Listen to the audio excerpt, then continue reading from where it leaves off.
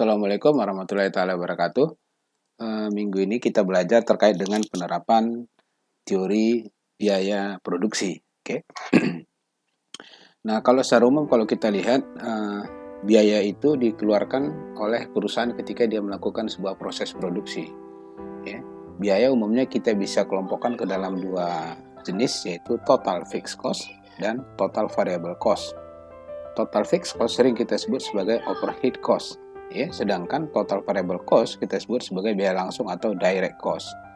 Nah, kalau kita lihat dari definisi, ya, total fixed cost itu sendiri adalah biaya yang tidak berubah meskipun outputnya berubah. Nah, jadi contoh nanti kita lihat seperti ini. Contoh misalnya C sama dengan 10 plus 2 Q gitu ya. Nah, ini berapapun Q, maka C-nya tidak berubah. Oke, maaf, berapapun produksi yang kita hasilkan, maka ini disebut sebagai total fixed cost. Ya, ini adalah total variable cost. Total variable cost sendiri adalah biaya yang berkaitan langsung dengan jumlah output, atau kita bisa definisikan besarnya biaya sangat tergantung dari jumlah produksi yang dihasilkan. Contoh kasus kalau kita lihat seperti ini, setiap key yang kita hasilkan akan mempengaruhi besaran dari cost. Nah, kira-kira seperti itu. Ini sebenarnya sederhana kalau kita ingat matematik dulu, kita tulis persamaannya gini kan. Masalah A plus MC MX gitu ya. Oke. Nah, kurvanya kita bisa gambarkan total cost itu seperti ini ya. Yang paling atas ini, sedangkan ini total variable cost. Nah, kita lihat jarak ini adalah merupakan besaran dari total fixed cost. Ya, total fixed cost itu kalau kita gambarkan dia sejajar seperti ini ya. Oke. Nah, kemudian dari biaya kita bisa turunkan beberapa komponen lain gitu ya, seperti average total cost, average fixed cost, dan average variable cost. Okay. Nah, ketika kita berbicara rata-rata, maka semua dibagi dengan output yang dihasilkan Q. Oke. Nah, nanti kita lihat gambarnya seperti apa ya. Nah, kalau kita lihat average total cost, formulanya tadi total cost dibagi dengan jumlah produknya. Secara grafis kita bisa lihat sebelah kirinya. Nah, ini dia digambarkan di sini. Inilah biaya rata-ratanya pada saat dia memproduksi Q. Oke. Sedangkan average variable cost-nya adalah kita bisa lihat juga di kurva seperti ini. Oke. Nah, dan kemudian yang ketiga adalah tentang average fixed cost. Nah, sebenarnya average fixed cost ini walaupun besarannya sama, tetap gitu ya, tapi ketika outputnya bertambah, maka biaya rata-rata untuk tetap itu semakin menurun. Contoh kasus misalnya begini, kita lihat. Katakan misalnya ini ada Q 10, 20, 30, 40 dan seterusnya ya. Nah, di sini biaya tetapnya, total fixed cost-nya adalah kita buat misalnya 10 ya, 10, 10. Nah, artinya berapapun jumlah produksi yang kita hasilkan, fixed cost-nya tetap 10. Rata-ratanya gimana? Ya lebih murah lah ya. Fixed cost-nya itu berarti kalau kita buat ya 10 bagi Q-nya 10 dapat 1. Kemudian 10 bagi 20 dapat setengah, gitu kan? Kemudian 10 bagi 30 dapat sepertiga gitu ya. Kemudian 10 bagi 40 dapatnya seperempat. Nah, makin lama makin banyak produksi, maka biaya rata-rata tetapnya itu makin menurun. Sehingga kurvanya nanti kira-kira dia seperti ini ya. Kalau kita gambar di supaya sama seperti ini. Dia menuju titik nol seperti limit, tapi tidak pernah mencapai pada titik nol. Oke. Nah, kurva marginal cost kita bisa turunkan ya. Di mana marginal cost itu bisa kita definisikan sebagai tambahan biaya ketika kita menambah satu satuan produksi. Oke, secara grafis kita bisa lihat perbedaannya seperti ini ya. Delta Q, delta ini delta Q-nya, ini delta C perubahannya ya. Nah, ini dia formulanya. Nah, kalau dalam bahasa matematik sebenarnya disebut sebagai slope ya. Slope dari fungsi biaya. Nah, yang ke atas ini kita sebut sebagai risk, sedangkan yang ke kanan ini disebut sebagai run. Oke. Jadi marginal cost itu sekali lagi adalah tambahan biaya yang dikeluarkan sebagai akibat dari perubahan jumlah produksi. Oke. Nah, elastisitas biaya sendiri adalah respon ya, persentase perubahan biaya ketika kita merubah satu satuan unit produksi. Jadi biasanya diukur dalam satuan persen ya. Nah, ini secara umum gambarnya kurvanya. Nah, ini adalah semua masuk dalam kurva, kalau kita gambarkan itu jangka pendek ya, jangka pendek. Nah, kalau kita lihat jangka panjang itu sama jangka pendek, mungkin udah pernah saya cerita sebelumnya di proses produksi, di biaya juga sama. Cost ya, total fixed cost tambah total variable cost.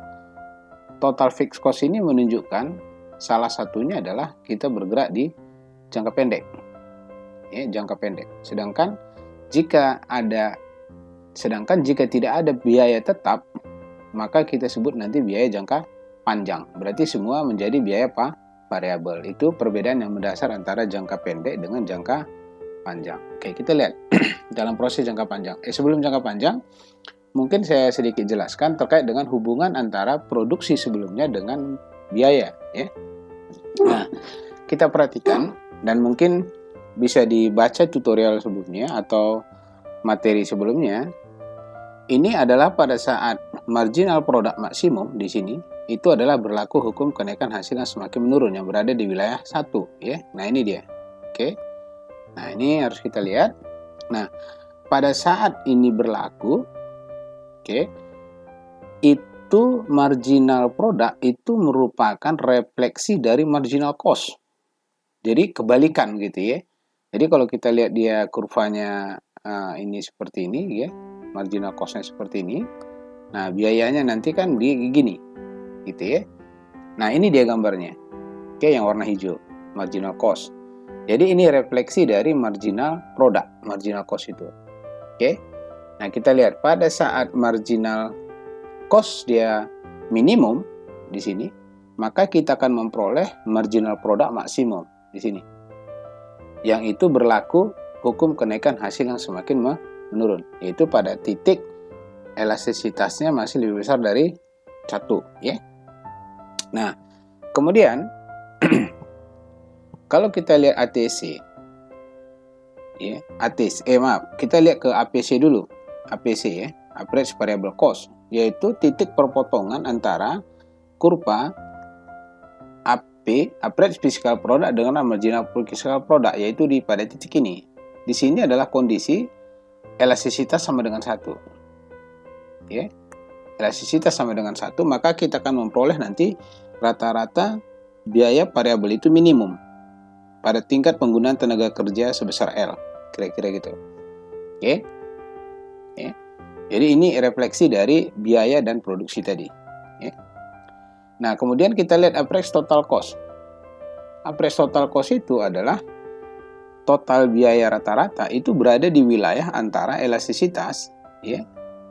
Di sini 0, di sini tadi 1, ini antara 0 dan 1. Nah, kalau kita ingat kembali pada teori produksi, pada titik ini akan mencapai sebuah titik yang dimana kita sebut sebagai kondisi optimum ataupun kondisi optimum, dan di sini berlaku permintaan input ya. Nah, pada titik antara 0 sampai 1 elastisitas ini ya, di mana di sini sebenarnya kita melakukan, disinilah sebenarnya yang rasional ya, daerah 2 seperti ini, yang di situ kita meminta permintaan input tertentu. Pada saat kapan dia optimum? Itu pada kondisi di mana MR sama dengan MC ya. Nah, ini kita harus cari, tentu harus mengetahui fungsi biayanya atau fungsi penerimaannya ya. Nah, jadi itu dia konteksnya. Nah, jadi kalau kita kembali ke produksi nanti ke pasar, sebenarnya penawaran dari perusahaan itu adalah ini, mulai dari garis titik ini. Ini sebenarnya penawaran dari perusahaan. Sini sering kita tulis marginal cost sama dengan supply. Oke. Nah, mungkin itu untuk terkait dengan hubungan antara produksi dengan biaya. Ya, saya pikir cukup jelas ya. Masing-masing wilayah sudah. Oke. Nah, ini kurva biaya jangka panjang.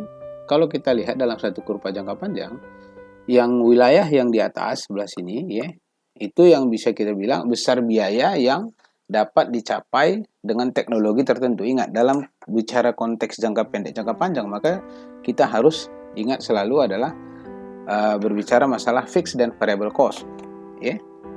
Nah, kemudian berikutnya, sedangkan pada wilayah di bawah ini adalah besar biaya yang tidak dapat dicapai dengan teknologi yang ada. Artinya, paling minimum kita peroleh biaya itu adalah di titik ini dengan teknologi yang ada. Oke. Nah, kalau kita ilustrasikan sedikit dalam kurva jangka panjang ini, misalnya begini. Kalau kita bayangkan itu sebuah perusahaan, katakan misalnya short run average cost, ini, oke, sebenarnya dia berproduksi pada Q1, sejajar dengan kurva biaya jangka panjangnya, ya. Tapi sebenarnya kalau dilihat, dia lebih minimum, biaya terendah minimumnya berproduksi pada Q2. Nah, kalau kita bandingkan pada saat dia Q2, maka lebih murah lagi dia berproduksi pada di sini, pada titik Q3. Nah, sehingga dan seterusnya seperti itu, sehingga mencapai pada suatu kondisi di mana kurva jangka pendek sama dengan kurva jangka panjang, atau short run average cost, short run cost sama dengan long run average cost. Oke, nah ini dia. Oke, yaitu di mana kondisi biaya yang paling minimum. Nah ini, oke, biaya sebesar C. Nah, disinilah kondisi yang kita sebut sebagai key optimal. Ya. Nah, kalau kita memperhatikan seperti ini, dari kurva ini bisa kita lihat, andaikan itu ini kurva perusahaan 1, 2 gitu ya, ini misal ya, dan 3, maka sebenarnya yang bisa bertahan nanti adalah yang ini. Ya. Kenapa? Kalau logikanya pasarnya sempurna, ya, informasinya lengkap gitu ya, maka konsumen akan memilih pada harga C, bukan C2 dan bukan C3. Karena itu paling minimum. Sehingga ketika informasinya sempurna, maka orang akan membeli semua produk pada saat harga C. Sehingga yang lain kemungkinan akan keluar dari industri ini sendiri gitu ya. Jadi untuk mencapai biaya minimum, maka dalam jangka panjang, ya kata kuncinya hanya teknologi.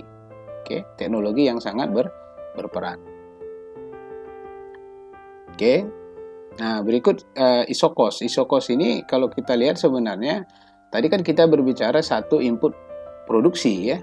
Pada intinya hanya bukan satu biaya atau bukan satu variabel aja ya. Dalam menghasilkan sepatu saja kita bisa membutuhkan solnya, karetnya, tenaga kerja, uang dan sebagainya. Tapi dalam kasus ini kita asumsikan ada dua input yang kita gunakan dalam memproses produksi, yaitu X1 dan X2 ya. Nah, sehingga total biaya kita tulis seperti ini. Oke. Harga X1 ditulis P1 dan harga PX2 ditulis dengan V2 ya. Jadi harga itu V, X itu adalah jumlah inputnya yang dibeli di pasar pesaing sempurna. Kalau kita gambarkan seperti ini. Nah, ini adalah kita mengeluarkan biaya sebesar titik A. Kombinasinya adalah X2 bintang dengan X1 bintang. Oke. Nah, kalau kita lanjut di sepanjang kurva ini ya, katakan misalnya ini titik B ya, dan ini titik C gitu ya. Ini biayanya sama, itu yang disebut sebagai isokos. Artinya sepanjang kurva ini besaran biaya yang kita keluarkan adalah sama. Hanya yang berbeda itu adalah titik penggunaan jumlah input X1 dan X2-nya saja yang berbeda. Tapi intinya biayanya adalah sama. Nah, kita cari konsep keseimbangan ya. Misalnya kita punya fungsi produksi seperti ini. Biaya produksinya seperti ini. Maka dalam konsep lain kita bisa mencari, ini nanti kita sedikit belajar tentang konsepnya ya. Kita bisa menyebutkan maksimum atau minimum, tergantung nanti kasusnya ya. Ini kita buat maksimum, seharusnya tadi kan minimum. Nanti ada contohnya lagi ya. Oke, kendalanya adalah cost. Subject to-nya, ini kendala, constraint. Ini adalah fungsi tujuannya. Maksimum kan dia fungsi dari X1, X2 dengan kendala dan seterusnya.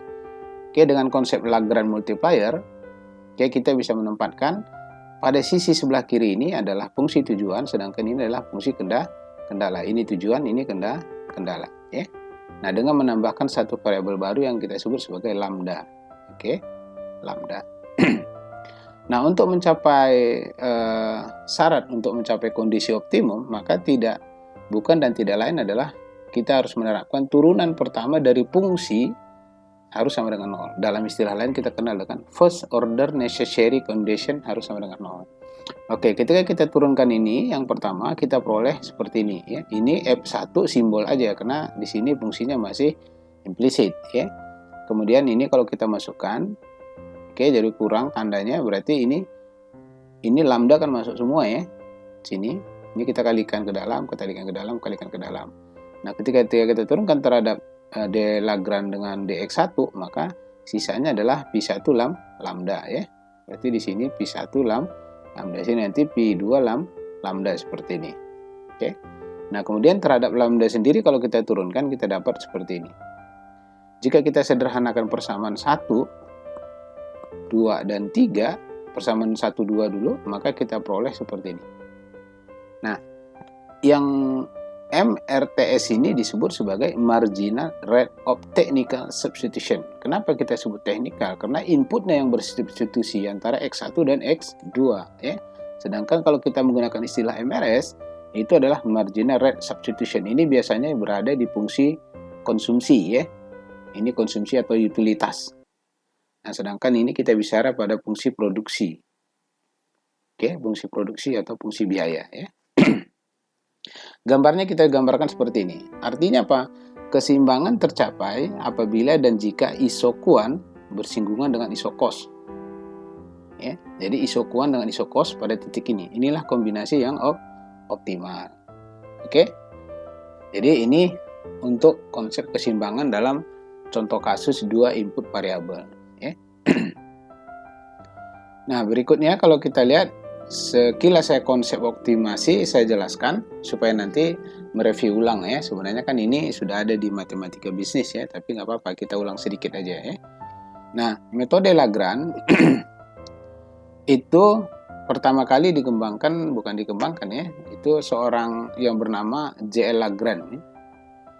Nah, dia pada tahun 1736 sampai 1831 yang kita kenal dengan istilah Lagrange ya. Jadi Lagrange ini sebenarnya nama orang ya. Nah, dia asumsikan di sini untuk kita mencari nilai optimum dari sebuah fungsi Z dengan kendala U fungsi dari G dan X. Nah, jadi kalau kita turunkan seperti ini fungsinya, ini fungsi kendalanya ya. Kita akan menuliskan seperti ini. Nah, berarti kan dia menambahkan sebuah lambda yang disebut sebagai Lagrange multiplier. Oke. Nah, kita lihat proses matematiknya seperti ini. Nah, di situ berlaku kata minimum atau maksimum. Karena tergantung kasus, apakah kita mencapai target produksi atau meminimumkan biaya gitu. Minimumkan biaya dengan subjek to target produksi atau maksimumkan produksi dengan subjek to anggaran gitu loh. Ini bisa aja bolak-balik. Yang penting yang perlu dicatat adalah sebelum ini adalah fungsi tujuan dan di sini adalah fungsi kendala. Itu yang perlu. Jadi bisa dibalik ini nanti, tergantung pada kasusnya ya. Jadi bentuk Lagrange-nya seperti ini. Nah, kita lihat syaratnya sama aja, turunan pertama sama dengan 0 ya, sama dengan yang pertama sebelumnya tadi yang saya jelaskan. Oke. Nah, tapi yang berikut kita mencari tahu, memastikan apakah ini memang berada di titik lokal minimum atau lokal maksimum. Nah, lokal minimum itu maksudnya gini. Berarti kurvanya terbuka ke atas, sedangkan lokal maksimum itu kurvanya terbuka ke bawah gitu ya. Dengan memastikan syarat turunan kedua dari fungsi ini. Contohnya misalnya gini. Nah, ini kita lihat turunan kedua dari fungsi ini adalah, nah ini misalnya gini, kalau kita gambarkan ini turunan kedua dari X2, dari X1, berarti kan yang ini ya, kita turunkan, oke, kemudian yang ini juga turunkan lagi terhadap X1 dan X2 dari fungsi ini, yang ini, oke, kemudian yang ini lagi, ya, persamaan kedua kita turunkan lagi ini terhadap X2 awalnya terhadap X1. Turunkan seperti ini, dapat ini simbol masih ya, karena belum ada angkanya. Kemudian kita turunkan lagi terhadap X2, simbolnya seperti ini. Nah, nanti angka F11, F21, dan F12 ini kita susun dalam bentuk matriks seperti ini. Nanti kita akan mencari nilai determinannya, apakah lebih besar dari 0 atau lebih kecil dari 0. Oke? Nah, kita lihat. Disebut lokal maksimum apabila turunan kedua ini lebih kecil dari 0, ini lebih kecil dari 0 ya. F22 ini juga lebih kecil dari 0 dan determinannya juga lebih kecil dari 0. Berarti dia berada di lokal maksimum. Lokal maksimum berarti kalau kita lihat kurvanya terbuka ke bawah. Oke. Sedangkan lokal minimum sendiri adalah apabila F11 dan F22 lebih besar dari 0 dan determinannya juga lebih besar dari 0. Maka kurvanya terbuka ke atas. Jadi dia minimum. Oke. Nah, sekarang kita coba lihat metode ini saya lewatkan aja, ini untuk 3 ya. Saya lewatkan saja ya.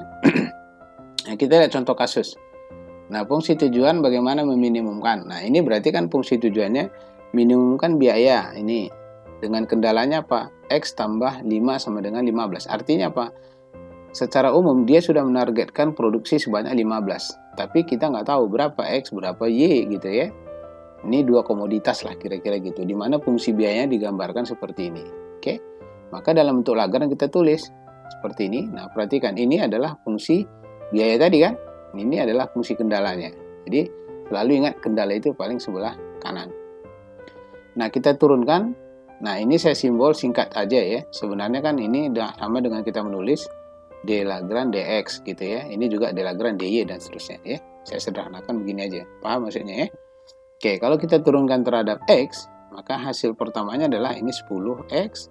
Kemudian ini nggak ada unsur X hilang. Kemudian di sini 4Y minus 4Y. Sisanya seperti itu dan lambda 1. Nah, ini karena ada unsur X di sini. Oke. Jadi 1. Nah, untuk Y juga begitu sama ya. Lambda juga kita turunkan seperti ini. Oke. Kita sederhanakan persamaan 1 dan 2 sehingga kita menghasilkan persamaan bentuk ini. Ini yang kita kenal sebagai MRTS tadi ya. Oke. Artinya apa? Marginal rate of technical substitution. Artinya ketika X sesuatu maka X juga berubah sesuatu. Ketika Y-nya berubah maka X-nya juga akan berubah gitu ya. Tapi dia berada pada tetap berupa isokos yang sama. Oke. Nah, ini kita substitusikan persamaan 4 ini. Oke, persamaan 3. Oke.